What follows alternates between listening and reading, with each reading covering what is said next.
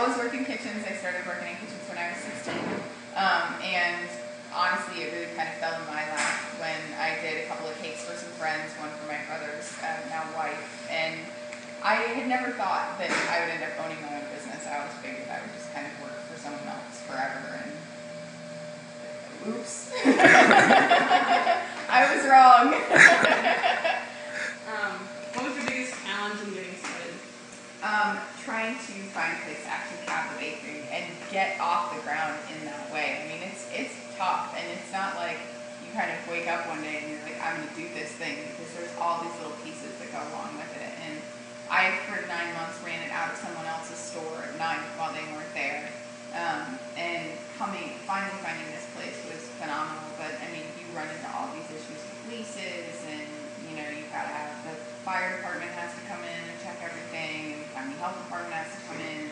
I mean, we had like 12 people in here one afternoon when I first opened the store, you know, telling me like, oh, you have to fix this outlet, and you got to do this thing, we have to put this sign up, and you have to fix this door, and you're like, oh God, all I wanted to do was put an oven in here and make a cake.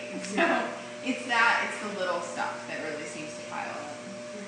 So like, with all those people like saying you do this and you do that, and like all these, you know, jump through this hoop, jump through that hoop, like, did you ever feel like, you know what, this just isn't worth it, or did you still want to do it? No, I still wanted to do it. I'm definitely not a go halfway kind of person.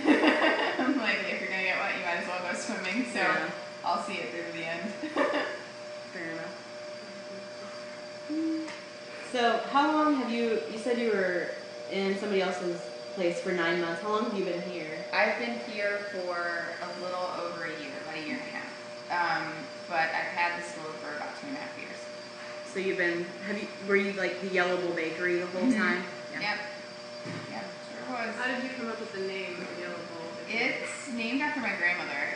She taught my mom how to bake, and my mom taught me how to bake, and we always had one of those yellow Pyrex nesting bowls. And my mom used to call it the chocolate chip cookie bowl. And they made chocolate chip cookies in it together, and my grandmother and I made chocolate chip cookies in it together. And so when I was thinking about what to name the store, it kind of just seemed to fit. She did a lot of philanthropic work in the community, and she taught at Westside, and it was just seemed like the right thing to do. It's a lot of fun during the Boise down Main Streets and stuff. People come in and see her picture, and they're like, oh my God, she was my English teacher. And I'm like, oh. So it's fun. We're going to kind of talk about more of the business side of things. So what makes your business different than just any other bakery around?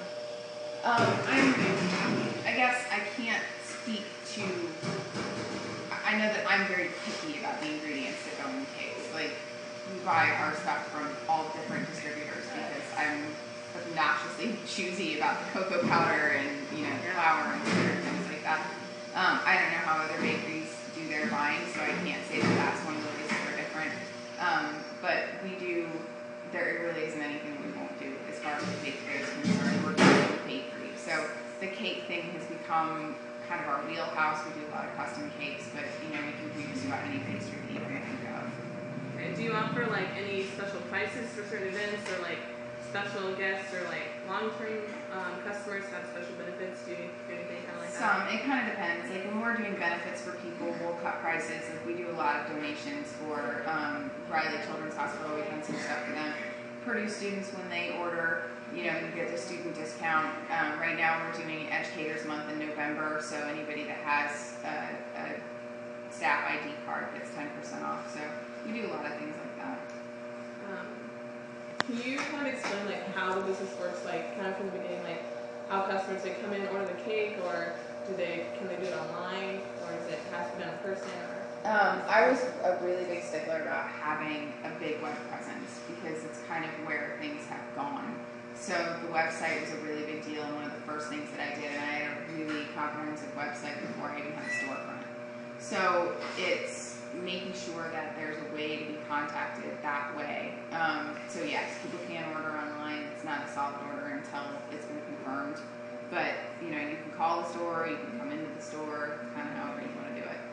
I was on your website, and you have a really good website, and it shows I just hopped on there to kind of look around. I was on there for quite a while, looking at the different cupcakes and all the designs you've done. It's a really neat website. Thank you. We're actually having it redone because it's kind of a pain to update. So we're changing it a little bit, brightening it up a little bit, making it match the feel of the bakery a little bit more. But because a lot of people come in here and they're like, wow, I thought you were like 60.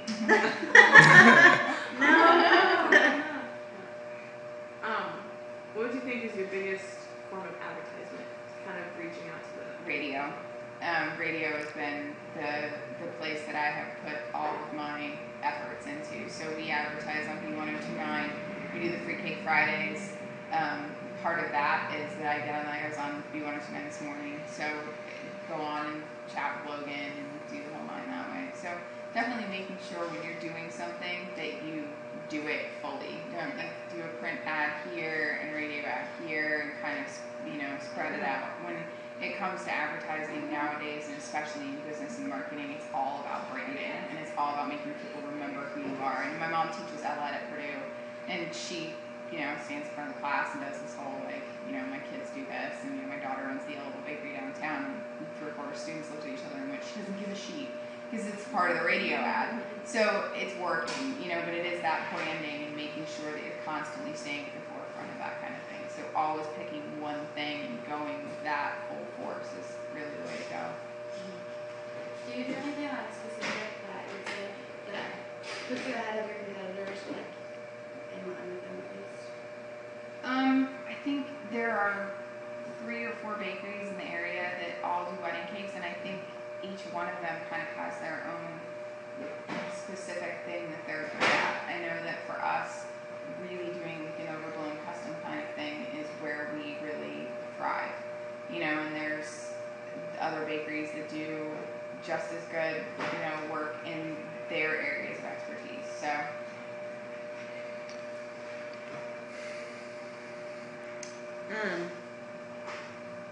Do you think there's just like a certain kind of like personality or like mentality to have as like an entrepreneur? Like maybe you need to have like a certain type of like personality to be an entrepreneur? You have to not like sleeping. Gotcha. Sleeping should not be important to you. When you do something like this, and I know for me, it is 24 hours a day, 7 days a week. Every bakery phone call goes directly to my BlackBerry, so I'm the only one that answers the phones around here. All my emails come through that way. It's bakery policy that emails get returned within 24 hours. So, That's a lot. It is a lot. And, there's 3 of us that work there. I've got 2 pastry chefs that work in the back. So I'm basically the COO, the CEO, and the owner and manager and chief cook and bottle washer. So it's kind of, you have to be prepared to do that kind of thing. And especially if you're going to start it when you're younger, and it's going to be even harder because fighting for relevancy is... Yeah.